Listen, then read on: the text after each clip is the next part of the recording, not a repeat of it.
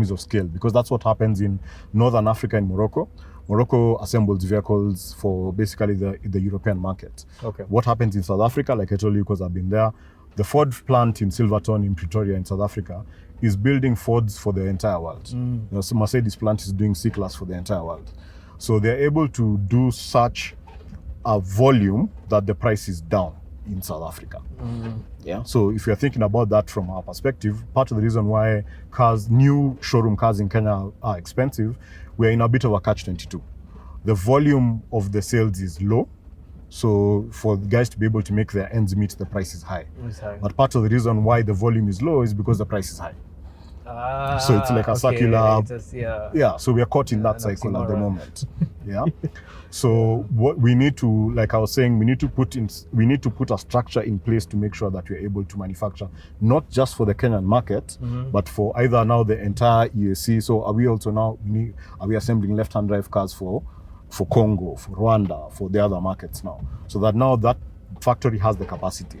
Because like I said earlier, we are not reinventing the wheel when it comes to assembling vehicles in Kenya. The 3 plants that we currently have, we have AVA in Mombasa, we have KVM in Thika, and then we have the former GM, which is now Isuzu on Mombasa Road. The total capacity that those plants are able to produce in a year is about 30,000 per. Yeah. So in the 80s and 90s, we were assembling 100,000 cars a year in Kenya. Our current demand for cars in the country is we register about 110 to 130,000 cars per year. So you could see in the 90s, we were able to actually not only match our own, because our demand obviously was lower then, we were doing it for the region. Because that's the only way the maths make sense. You need to manufacture in scale so that now you get cost benefits. So you get out of that cycle I was talking about. Because if the prices are down, then it's easier for guys to buy. Because the current structure, and is what I was saying, the national automotive policy, is to reduce the number of years that an imported car, the age of imported cars, which artificially is going to make them more expensive, as you ramp up production of local cars, so that now at some point they match. So the goal of that putting limitations on buying second-hand cars is so that people can buy new cars. It's twofold. It means that we have, first of all, we have a newer fleet. Okay. So that reduces now, of course, emissions and breakdowns and like accidents, and what we are saying now. We have a younger fleet. We take advantage of all of the things that have happened in the car scene in the years that have passed. So we have newer cars with better safety technology. We have newer cars basically with better emissions and the like. Then as a secondary thing, then what we are doing now is the used cars are becoming a little more expensive. Then, like I was saying, ideally on the ground, what's supposed to be happening is we are ramping up production of the newer cars so that the scale increases, the cost goes down. So as the used cars become more expensive, the new cars become cheaper. Then they meet at a certain point. I think the other thing that's really important to note is that take a market like South Africa, which does not allow imports at all. It doesn't mean that they're not going to be used cars. It just means that the used cars will be local. Okay. Yeah, because basically somebody bought the car from the showroom, 5 years later they're going to sell it. So they are used cars, just that we are not. They're just within. Yeah, they're not from another market, because as it stands currently, we are subsidizing Japan's car market. We are allowing people in Japan to buy new cars. Because what ideally would happen, and what happens with a lot of people because the vast majority of people who are buying brand new showroom 0 mileage cars, they are companies, leasing companies and the like. Very few individuals in Kenya. But how the individuals who are doing it manage to figure it out is that, yes, there'll be a very high cost initially. Then from there, you're trading in. So you're just topping up how much it costs to get the new one. So at that point now, what happens is that there's a supply of used cars, because the guy who has bought. So like if you're buying what used to happen, because also, like I keep saying, things have changed so dramatically. Because in my time, first thing you did when you got a salary was to buy a car.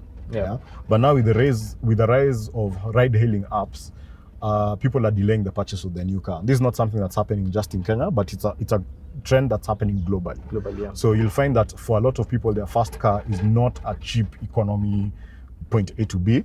It's something they're getting because they want it, not because they need it. Okay.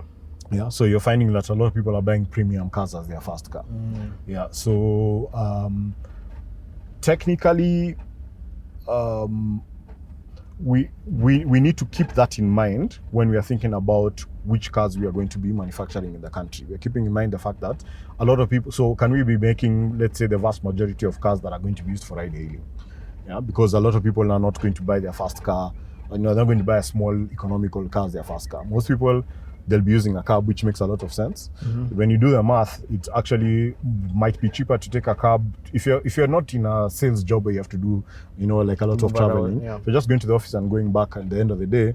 Even if you add a trip to the supermarket on your way back home, that cost versus the cost of buying the car. So you're, people, when it comes to looking at costs, most people, what they're doing is they're looking at the price of a car versus the price of a cab because you pay it that day versus the price of fuel because you pay it that day.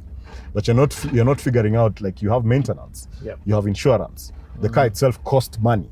Yeah. Now, of course, later on you're going to sell it. So, like, the cost of the car is how much did you buy it versus how much you sold it. But that money is sitting, in the value of the car the entire time. You need to have the lump sum to begin with. Yeah. Most of us don't, so that you're taking a loan. So you're making a loan repayment every month. Yeah. If you break down all of those costs divided by 365, and then you put that against how much you use on a cab, the cab is cheaper. It's way cheaper. Yeah. So a lot of people have figured that out. So you find that their first car is not a small. Yeah. And So it's I when find- they have the money. Yeah. So again, like, when we are coming up with the policy for which cars we need to come up with, my opinion, it would be we need to start thinking about electric, because especially for like a commute. Thank you so much for watching that highlight video. If you want to watch the full conversation that we had on the game drive, click here. I'm going to put it here. Don't forget to like the video, comment, subscribe if you haven't already, or even share with anyone who would be interested in this conversation. It helps my channel and it helps me make more videos like this. Asante. Bye.